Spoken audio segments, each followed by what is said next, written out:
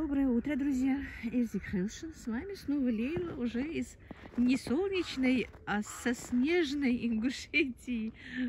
Хотя снег сейчас везде, и на Кавказе, и, по-моему, по всем регионам России. Но все равно у нас очень красиво, холодно. Для нас это очень странная погода, но бывала, такая бывала раньше. Но в последнее время вот так вот холодно и так снежно не было. Это, конечно, здорово. Пока минус 12 у нас. Холодно. В доме у меня тоже было холодно. Единственное, что радует, что у мамы тепло, хорошо. И она не мерзнет у нас. Потому что она у нас в старом доме. А там печка. Не отопление такое. Ну, печка с газовым отоплением. Но вот очень хорошо там комната маленькая, низкая. Поэтому ей там тепло. И, по идее, она сама попросилась туда, потому что ей там тепло, ей удобно, ей не нужно на ступеньки подниматься, со ступенек спускаться. Я вам как-то покажу тоже ее комнату, но не сегодня. Так, вот такие вот деревья, видите, какие прямо вот, прямо в инее, в снегу. Все очень красиво. Красота, да и только. И немножечко, ой, я слишком сильно, ну, немножко видны горы, но не очень, видите, я их и приблизила, ну, потому что, ну, туман от снега, все такое там в горах, поэтому вот горы видно очень мало, но все равно красиво, зима все-таки красиво, тем более и солнышко сейчас. Если солнышко у нас начнет вот так вот припекать, то, скорее всего, скоро все подтает, растает, и хорошо. Ну, посмотрим. Конечно, для тех растений, которые все-таки уже из-за слишком тепла, что было, если пустили почки, для них, конечно, сейчас снег не очень-то. Но это все не в наших руках. Как есть, так и есть. А солнышко прямо как вышло, как я вышла, и солнышко со мной вышло. Ладно, друзья, не буду больше вас беспокоить. Пойдем дальше. Не знаю, что я сегодня буду делать. Ничего не намечаю, ничего не планирую. По мере поступления будем делать наши вещи. Первое, конечно, по хозяйству, завтрак. Ну и потом по ходу посмотрим. Так, ну и вот, друзья, утро началось, мы уже позавтракали.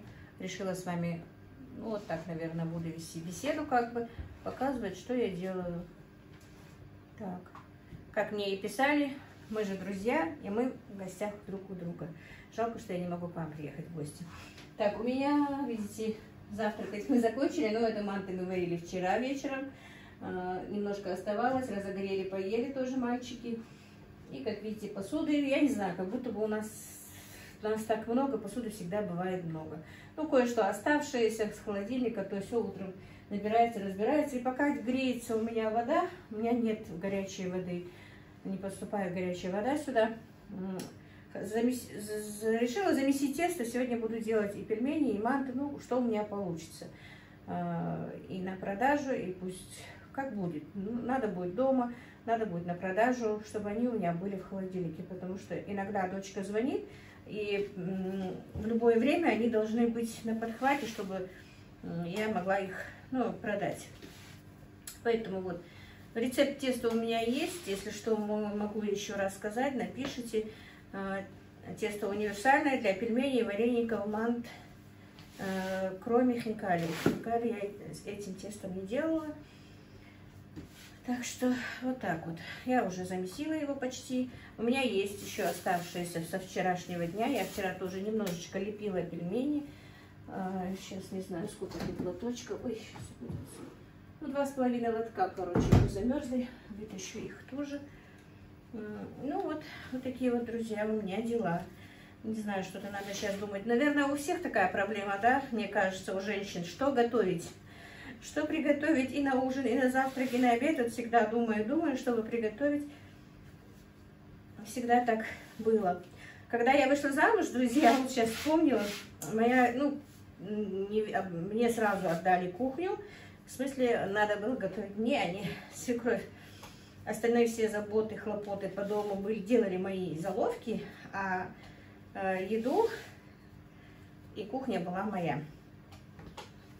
Это моя свекровь так поставила. Она сказала своим дочкам: вы все, что делали, так и продолжайте делать. Кто смотрел за коровами, за этим свои коровы, кто за уборкой, за уборкой. Ну, короче, все, что они делали. Кто во дворе убирал, убирайте во дворе. Но у меня, когда я вышла замуж, у меня дома было 5 заловок. Одна только была замужем. И моя свекровь сказала: от работы освобождаюсь только я. Ну, в смысле, она. Из-за того, что там у нас невеста, то это не значит, что невеста должна все делать. У меня очень умная была моя заловка. Ой, заловка, говорю. Моя свекровь была очень умная женщина. Она по-любому знала, что я везде не буду успевать, потому что у нас был огромный дом, огромный двор, и хозяйство, и коровы. Конечно бы я совсем не справилась. Хотя многие в те времена, тем более, перекладывали эти все дела на сноху. Тянет, не тянет, но ей это надо было. Моя свекровь была не такой. И у меня даже, я как-то рассказывала, когда у меня есть какой-то ролик, но не знаю, не все, наверное, туда и заходили, как моя свекровь делала. Вот что-то мне вспомнилось, думала, буду говорить с вами о другом, а хочу еще раз рассказать об этом, наверное. Может быть, не все знают, у меня еще и новые подписчики, не все смотрят старые мои ролики. Свекровь, знаете, что делала? Корову доила, вот утром у нас как это раньше было, ну вот давайте я как раз и затеяла эту тему, и некоторые вопросы такие бывают. Раньше как? Невеста должна была утром обязательно, вот, особенно вот, ну, в принципе, сельские и не сельские, считайте, что Ингушетия это все сельское место. Хоть есть и города, но в квартирах живут очень мало людей. Как таковых квартир в те времена тем более было мало. Показалось, что газом пахнет. В те времена тем более было очень мало. Жили в квартирах. Считайте, что в принципе жили в частных домах. И по-любому это сельская местность получается. И статусы городов им дали просто из-за того, что людей много. А не из-за того, что там квартиры или еще что-то. И поэтому вот как было, вот когда была я невеста, как это делалось. Хотя это должно делаться, мне кажется, и сейчас. Но это нынешние девочки все-таки не воспринимают как нужное. Вот. Сейчас вода согрелась. Друзья, я помою посуду, а потом подключусь и, делая пельмени, с вами поговорю, чтобы не терять времени. Хорошо? Так, друзья, ну... Вытерла здесь, но почему-то разводы какие-то. Молодая невеста закончила уборку. Но сегодня у меня такая, друзья, быстрая уборка. Я даже не стала разбирать посуду, пока пускай сушится. Все это пусть стоит так. Потому что все-таки хочу сделать быстро пельмени. Так, замешиваю здесь тесто. Ну и поговорить с вами. К чему я начала? Я начала к тому, что вот когда моя, ну, про то, что готовить, всегда думаю, что готовить. Пока выключила и мыла посуду, тоже немножко подумала об этом. Ну, наверное, на обед будет такое что-то легкое, потому что дома только я, мама, остальных пока дома нет. Я приготовлю супчик какой-нибудь куриный. И все, наверное, потому что, как вы вчера слышали, мама есть не хочет. Даже курочку не ест, не знаю, что с ней делать. Так что вот такие вот дела. И насчет того, что вот именно я вспомнила про свекровь, потому что моя свекровь всегда, когда, ну, я обычно же как, молодые невесты, обычно, ну, кто был в невестах, знает, что, ну, когда ты готовишь что-то, в доме хозяйка все-таки же не ты сама, а твоя свекровь. Вот сейчас подложу, чтобы не каталась доска. Ну, хочется же спросить, мама, что приготовить? Например, у меня у самой это всегда бывало. И как-то мне свекровь сказала, хоть бы она не спрашивала, что ей готовить. Потому что иногда, говорит, сама не знала, что приготовить. Но мне все равно как-то даже ради, как бы сказать, я хоть и знала, например, что могу приготовить, все равно мне хотелось спросить у моей свекрови, а что нам приготовить? Там на обед, на ужин, на завтрак или как-то так. Вот, друзья. Так что, если кто, еще девочки, не замужем, может быть, даже и... Ну, в смысле, мои, наверное, и так знают все кавказцы, что и как. Но все равно говорите своим дочкам, чтобы они все-таки спрашивали у своих свекрух, что приготовить, что сделать, как сделать. И просто этих острых углов между свекрухой и снохой, мне кажется, просто не будут таких. Я не могу сказать и не хочу сказать, что я прям такая хорошая невестка была. Нет, у меня тоже было очень много ошибок. И просто эти ошибки осознаешь только когда уже становишься взрослым, когда уже ты сам становишься таким. И поэтому все-таки, ну, я не имею в виду других, я имею в виду именно нас, кавказцев. У нас немножко сложнее жизнь у невесток, все-таки у других национальностей, ну, например, даже у тех же русских, это все намного легче, потому что они практически молодые живут сами. И поэтому для них это легче. Но легче или не легче, обычаи и традиции наши не изменить. В основном у нас все равно одна невестка. Один сын по-любому остается с родителями. И поэтому той девочке, которая должна остаться с родителями мужа, все-таки должна быть очень терпеливой. Очень терпеливой. Я понимаю, это очень сложно, это очень трудно. Через это все мы проходим. Но это нужно. И понимать молодых свекрухам тоже очень нужно. Вот моя свекровь действительно была очень понятливой женщиной. Очень понятливой. Она, когда как-то я сказала, что такое больше не будет, мне был комментарий еще тогда написан, почему, ну, в смысле, ну, они были недовольны. Ну, не знаю, может быть, конечно, будут. Есть много женщин, много умных, много таких мудрых женщин, которые, да, если даже эта невеста у нее плохая, она не скажет, что она плохая. Если такие, я ничего не говорю, но хорошо, тогда я скажу, что все-таки моя свекровь одна из тех, которые, например, самые лучшие. Вот одна из тех. Если их очень много, значит, одна моя, одна из тех. И не из-за того, что там я сейчас снимаюсь, из-за того, что что-то, потому что она многое во мне терпела. Просто даже из-за этого. Я понимаю сейчас, что насколько я во многих вещах была не права, и насколько моя свекровь умно и хорошо это скрывала. И вот когда у нас, например, бывали же случаи, тогда и не так много было еды, как сейчас купить. Вы сами знаете, во время я вышла замуж в 86-м году. 80-е, 90-е годы люди, вы сами знаете, что они шоковали. И когда, например, к нам приходили гости, а кавказцы, вы знаете, что люди очень гостеприимные, и гости ходят часто, тогда сейчас это нет. А тогда практически ни одного дня, не то что ни одного дня, наверное, в день и по 2, по 3 раза кто-то из соседей, из родственников, кто-то все равно заходил в гости. Просто так заходил. И это были очень хорошие времена.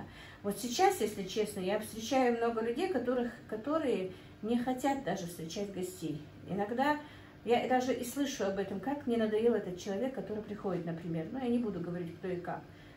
Тогда этого не было. Сколько бы раз этот человек к тебе не пришел, ты его принимал, ты накрывал на стол, что у тебя есть, вот что есть, и ничего, и никто тебя не осуждал, что там этого нет, того нет. Раньше даже, вот когда я вышла замуж, друзья, у нас, вот, мне не дадут соврать, у нас обычно была одна комната для гостей. В этой комнате, ну, если там есть дети, которые все-таки хотят же полакомиться чем-то, я опять повторюсь, лакомств как таковых не было. В этой комнате всегда под замком было все для гостя. Вот тогда у нас, и в те прежние времена тоже это делалось с нашими бабушками, прабабушками, и моими мамами, и нами это делалось. Комната для гостей всегда была на замке примерно. Ну, если не на замке, то, по крайней мере, она, да, вот туда ты не ходишь, ты только там убираешься. Эта комната пустая всегда. Ну, как пустая, конечно, там кухонная, не кухонная стенка, а стенка стояла там с посудой, со всем этим, мягкий угол, стол, стулья. Вот это вот все, ну, банально у всех это было. На стенах ковры. Комната стояла для гостя, и еда всегда была для гостя. Конфеты, печенье, там что-то такое, яблоки, ну, что из фруктов, что-то, чтобы в любой момент пришел к тебе гость, и ты мог накрыть на стол. Сейчас над этим будут смеяться, потому что мы можем буквально за то время, там, что закипит чайник, пойти и купить это, понимаете? Потому что у нас на каждом угле магазины, на каждом углу магазины. Мы можем за 2-3 минуты, и у каждого во дворе есть по одной, по две машины. У нас просто ее нет. И поэтому поехать купить, даже заказать это же блюдо, сейчас это не проблема. Поэтому нынешним это будет странно. А людям моего возраста и постарше это просто понятно. Тем более нам, кавказцам. Всегда что-то откладывалось для гостя. Даже если у тебя нет поесть, например, этого, то для гостя это стояло. Стоял творог, стояло топленое масло. Ну, мука это всегда есть. И, по крайней мере, если нет мяса, то, по крайней мере, лепешки делались быстро. Те же запасы варенья, какое-то ну, малиновое или такое, ну, необычное варенье тоже стояло для гостя. Обычное там, что вот мы делали, это мы ели так. Это были, друзья, в наши времена, во времена, когда не было изобилия того, что купить. Пеклись те же вафли, жарились тот же хворост, и тоже его оставляли для гостей. А гости практически были, как я повторюсь, каждый день. Соседи были каждый день, заходил кто-то из этих соседей, из этих, или односельчане. А гость, который уже подальше, которого для него, конечно, накрывалось более шикарно. Ну, как шикарно, более обильный стол. Не знаю, понятно ли вам или нет. Вот так вот раньше было. И вот я начала с одного, зашла на другой, но я начала из-за того, что, что готовить. И моя свекровь как-то, я помню, как-то у нас не было мяса. Ну, был кусочек мяса только в холодильнике. Ну, бывает же такое, что вот заканчивается, и ты не купил. Хоть и были там, например, трудные времена или что. И дело в том, что в действительности гостей у нас очень много, родственников у моего мужа. У меня мало родственников, а у моего мужа их очень много. И даже вот небольшая родственная связь, вот именно мои мужа родственники, очень эту связь, как бы вам сказать, ну, они ходят и в гости, и как близкие родственники. А вот мои еще не так. Вот, именно мои родственники не так. Вот с дальними родственниками мы так не имеем связь как-то. А вот родственники мужа, они и с троюродными, и с четвероюродными, и братьями, и дедушками, и бабушками. Это все как-то мы все знакомы, все ходим в гости, все мы друг другу говорим, когда свадьба, когда что-то. И поэтому у нас бывало очень много гостей, когда был муж.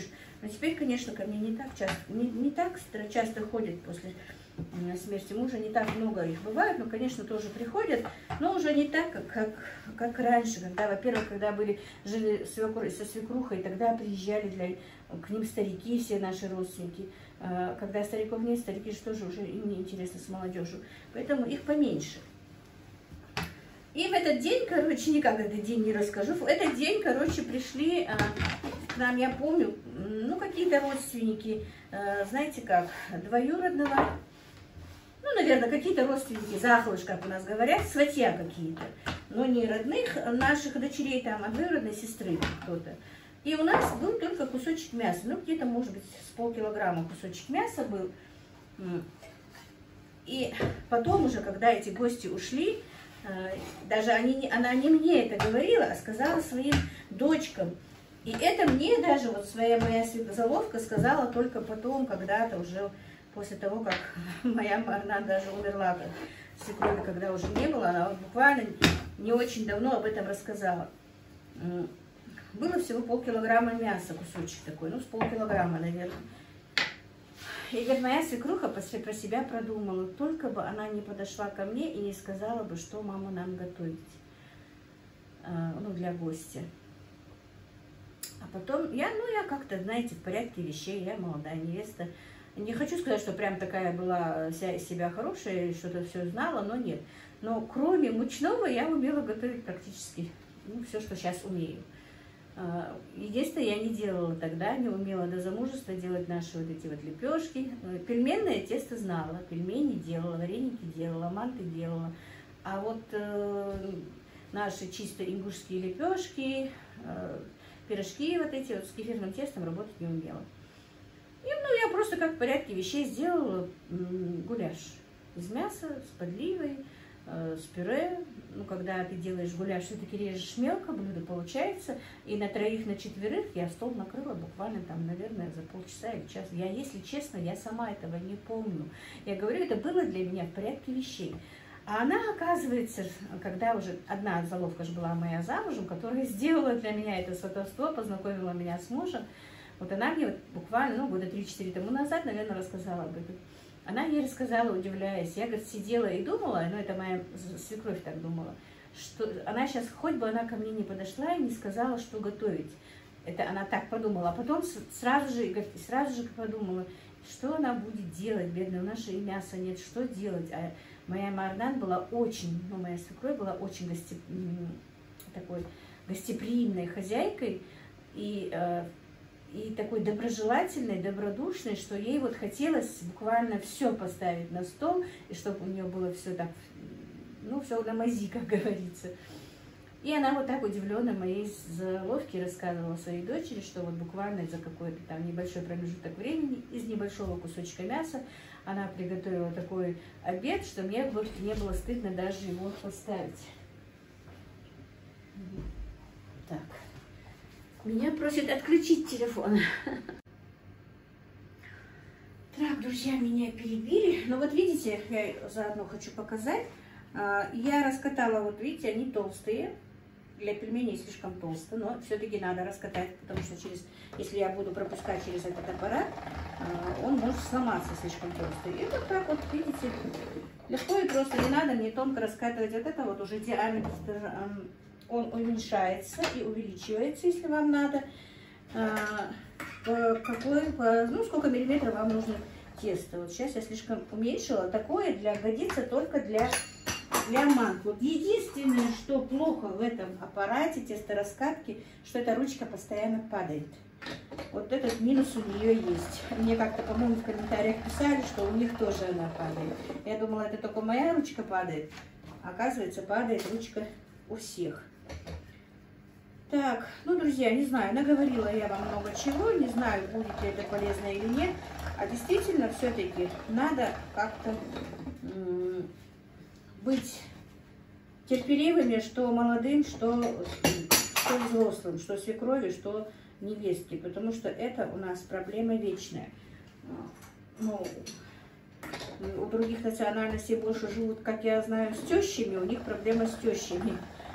Тут я ничего не могу посоветовать, я не знаю, но, по крайней мере, и им тоже нужно по-любому быть терпеливыми, обоим.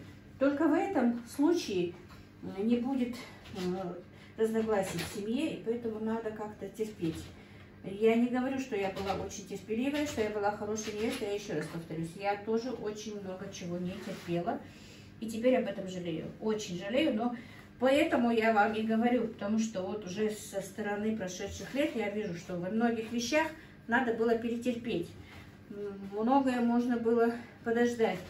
Время все-таки быстротечно, и так быстро это все проходит, а потом ты ничего не можешь сделать и исправить. Вот, поэтому нужно быть терпеливыми. Но, конечно, не во всех, вот я кому-то как-то советовала, из совсем близких моих людей, я не скажу кому, как-то посоветовала, чтобы так и так, и мне она сказала: ты знаешь, в моей ситуации то, что ты говоришь, не пройдет. Может быть, ситуации разные, я не могу сказать. Потому что каждая семья, она по-своему, в каждой семье свои, как бы сказать, свои заморочки, свои взгляды на жизнь, все свое. Видите, это слишком тонко, я его уберу. Это для мант хорошо, такое тонкое тесто. Вот так вот я делаю вареники, и вареники, и пельмени вот так вот раскатала. И не так долго надо возиться с калкой. Обрезки теста опять уйдут в тесто. Вот такие вот, друзья, дела. Что я еще что-то многое хотела рассказать, но сейчас что-то забыла.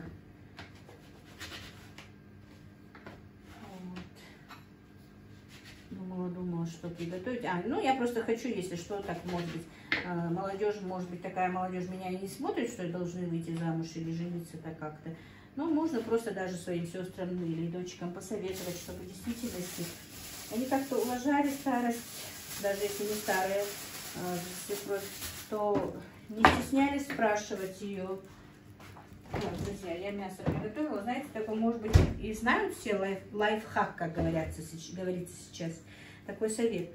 На пельмени, когда мясо пропускаете, если оно же бывает жидковатое немножко, когда вот сразу пропущено через мясорубку, добавлен лук, то хотя бы на минут 15-20, если его поставить в холодильник, он уже вот так вот бывает, видите, не такой жидковатый, и лепить пельмени, накладывать его, бывает намного проще. Может быть, кто не знал, тому такой вот совет для вас. Вот так вот. Когда ты молодой, ты не думаешь, что это так нужно делать, что это правильно. Кажется, все, что делают взрослые, это неправильно, что это надоедает, что сложно. А в этом в действительности нет никакой сложности. Да, конечно, невесты устают в молодости, они хотят спать, не досыпают, это все в порядке вещей. Но все равно это все проходит, друзья. Ты год-два потерпеть, когда рождается уже даже год, может быть, родился ребенок, ты уже от тебя, как такового спроса с невестой, уже бывает меньше, потому что понимают, что у тебя есть ребенок, что за ним надо смотреть, что у тебя времени мало, что ребенок по ночам не дает спать. Моя, например, свекровь это понимала прекрасно. И когда вот мы последние ужинали, кухня, как я сказала, вы знаете, что кухня на мне, мы когда уже вечером все ужинали, после ужина, уже после рождения ребенка, вот первой девочки моей, она всегда мне говорила: забирай свою девочку, иди к себе. Посуду убирать, все такое она мне уже не давала. Посуду убирала уже заловка. Иди к себе, укладывай свою девочку, там купай, что ей надо. Ну, вечерние процедуры какие нужны, потому что пока я посуду помою, пока то все, это много времени уйдет, значит, за моим ребенком должен кто-то смотреть. Она этого не разрешала, чтобы кто-то смотрел за моим ребенком. Смотри со своим ребенком сама, управляйся сама с ребенком. А посуду помоет заловка. Может быть, моим заловкам, конечно, это и не нравилось, но это делалось так. Вот так вот, друзья. Вот, может быть, кому-то пригодится мой рассказ, не знаю. Такие вещи. Так, и у нас, знаете, как раньше происходило? Да, я это тоже начинала в начале рассказа своего, что сейчас, почему я говорила, там, сельские жители, не сельские жители, сейчас как такового я этого и не очень замечаю, может быть, просто у меня рядом никого нет, эти 15-16 лет я не вижу ни молодых невест, ничего, как это делается, но раньше, вот наши годы, мои годы, по крайней мере, вот первое время, да и первое, и потом, конечно, это в порядке вещей у любой женщины, даже не у невесты, а у девушки должно быть самое первое, что вот и замечалось людьми, и, может быть, и сейчас замечается, что подметено ли утром рано во дворе, насколько рано подметено, насколько рано встала невеста. Это было очень актуально в мои годы. Вот. И невесты, да, действительно вставали ни свет ни заря. Да, это сложно, да, это не хочется, но надо. И ничего страшного. Зато потом ты можешь спокойно и отдохнуть, и хоть что. Вот. Если там твои свекровь со свекрухой или еще кто-то, кто у тебя дома идет на работу, встать пораньше, приготовить для них какой-нибудь завтрак легкий, что-то сделать. И действительно вставать раньше их. Вот этому надо учить наших девочек, мне кажется. Вот я даже сейчас это скажу, может быть, мой сын, не который был женат, а второй бывает очень недоволен, когда я что-то говорю о снохе, хоть она и ушла. Но я не имею в виду лично ее, я вообще имею в виду девочек. Вот мне казалось, когда мой сын женился, я работала, и мне казалось, вот если она начнет вставать утром, несколько дней же она все равно, думаю, встанет, я на третий, на четвертый день ей запрещу вставать утром рано для меня. Хотя мне и очень очень бы это нравилось, если бы вот в этом проявляется уважение невестки к свекрови, к свекру. Ну, у нас как такового свекра нет. Вот это бы, если бы она вставала для меня, готовила что-то, делала, это было бы уважение именно вот молодой невестки. Это же не надо делать много. По-любому, любая, мне кажется, нормальная свекровь не даст рано вставать своей снохе. И если даже и даст, вот я вам не знаю, я не буду врать, не буду лукавить. Я работала, я уходила где-то 7:30 на работу. В 7 я должна была встать, чтобы успеть там справиться с хозяйством. Ну, единственное, что когда женился мой сын, у нас была только одна корова. Ни цыплят, ничего у нас не было, ни телят, ничего. Была только одна корова. Потому что к этому времени у нас все было продано, ничего не было. И за коровой, конечно, я бы никогда в жизни не дала бы ей смотреть. И доить тем более. Она тогда доилась, мне просто надо было встать, подоить корову и пойти на работу. Это было уже конец ноября, когда он женился. Быстро темнело и поздно светлело, поэтому я очень рано не вставала. Но моя невеста, вы знаете, мне и 3 раза не встала. До моего ухода на работу практически она и не вставала. Я уходила на работу где-то 7:30, без 15:08. Она иногда могла выйти, а в основном и не выходила. Ну вот поэтому вот я бы хотела, чтобы, вот, не знаю, может быть, кому-то это интересно, кому-то кто-то возьмет себе на заметку. Пусть это для вас сложно, пусть это трудно, но делайте это уважение с родителям своего мужа, потому что это очень приятно. Мне бы очень хотелось, чтобы моя невеста делала это. Вот такие вот вещи. И еще что вот замечается, действительно, вот я могу сказать, что замечается.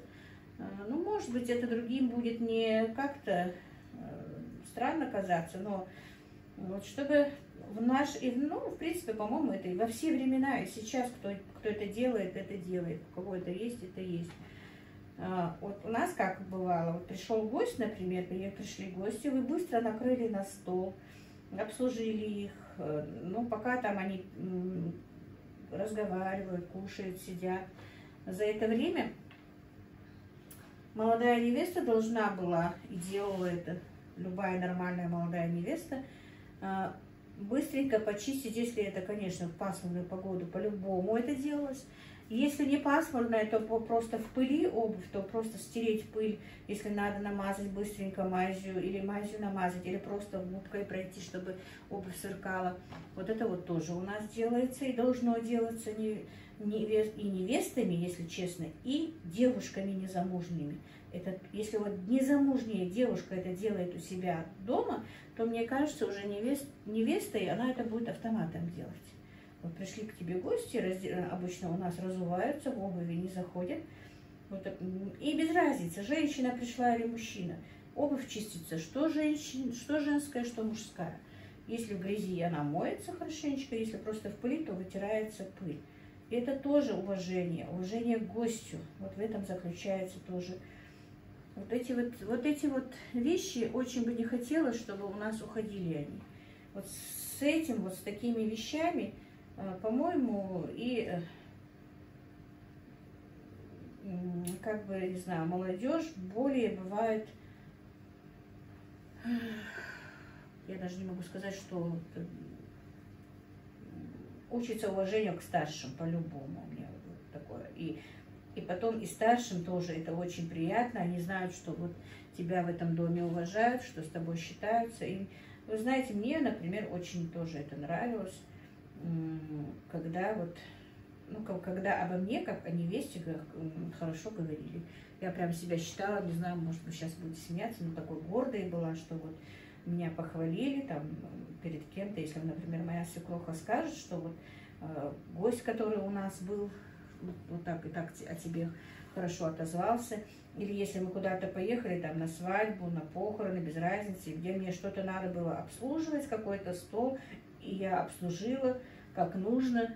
Это тоже у нас, между прочим, друзья, не просто так обслужить надо и правильно накрывать на стол, и правильно подавать блюдо, какое блюдо когда подать, какому человеку поставить первому, например, подливу или закусочную тарелку. Это тоже искусство, это тоже... Сейчас это может быть как-то не...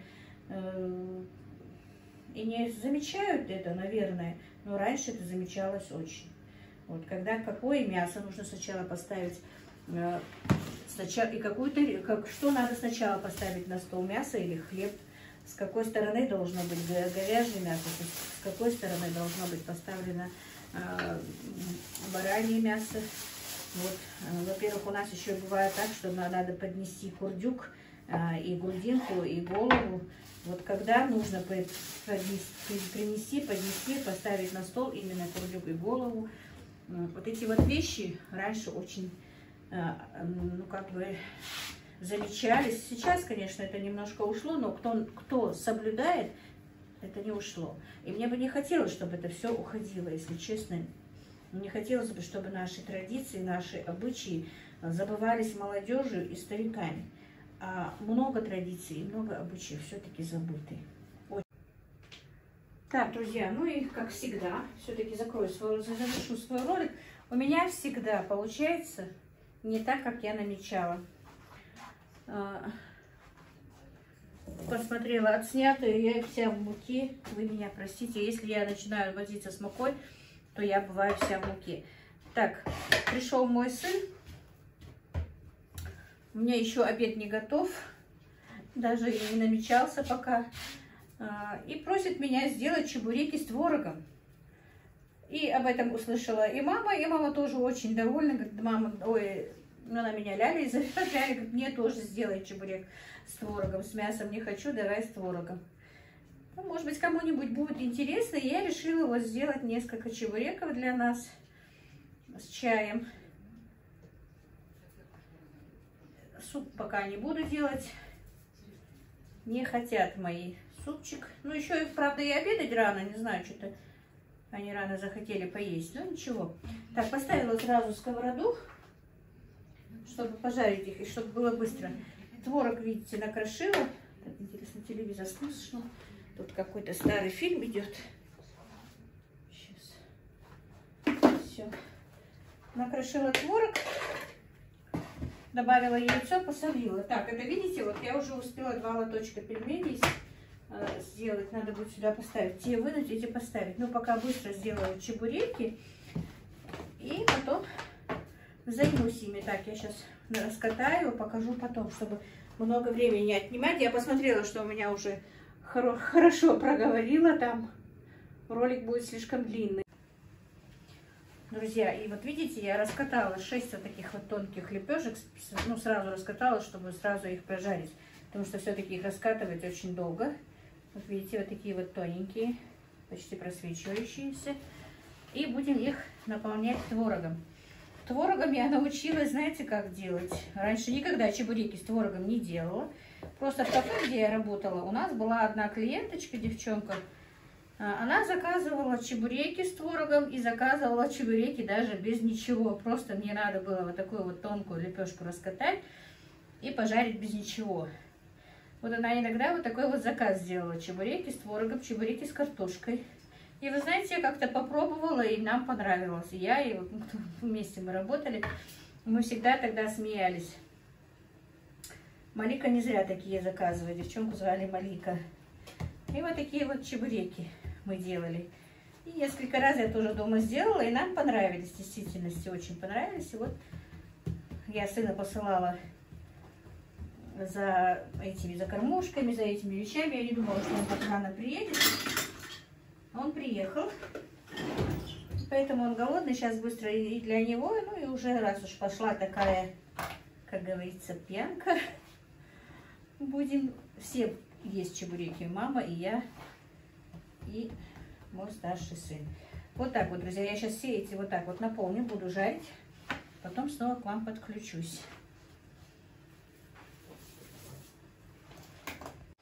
И вот, друзья, чебуреки мои готовы. Сейчас я разрежу, покажу вам в разрезе, как они получились. 3. Так, ну вот, друзья, сейчас я вам разрежу и покажу в разрезе.